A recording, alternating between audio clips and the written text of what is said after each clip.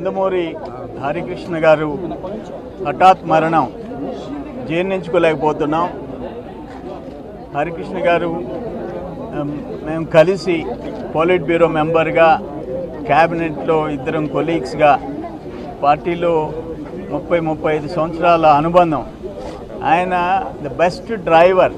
మాకు తెలిసిన రాష్ట్రంలోనే ఆనాటి చైతన్య రథాన్ని నడిపి ఒక ప్రభంజనం లక్షల మంది జనంలో తండ్రి ఎన్టీఆర్ గారికి ఆయన సేఫ్గా ఒక పొలిటికల్ డెస్టినేషన్ రీచ్ అయ్యేదాకా ఆ రథం వదలకుండా ఆయనే నడిపి చైతన్య రథాన్ని నడిపించిన నాయకుడు హరికృష్ణ గారు. ఈరోజు దురదృష్టం ఏంటంటే ఆయనే డ్రైవింగ్లో యాక్సిడెంట్లో చనిపోవటం. అన్ఫార్చునేట్. ఆ సీట్ బెల్ట్ పెట్టుకొని ఉంటే ఈరోజు ఈ పరిస్థితి జరిగేది కాదు. మనకి తక్కువండేవాడు హరికృష్ణ గారు.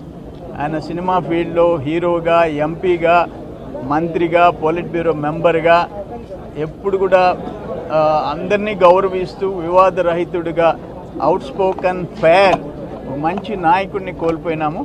చాలా బాధగా ఉంది. ఆయనకు ఆత్మకు శాంతి.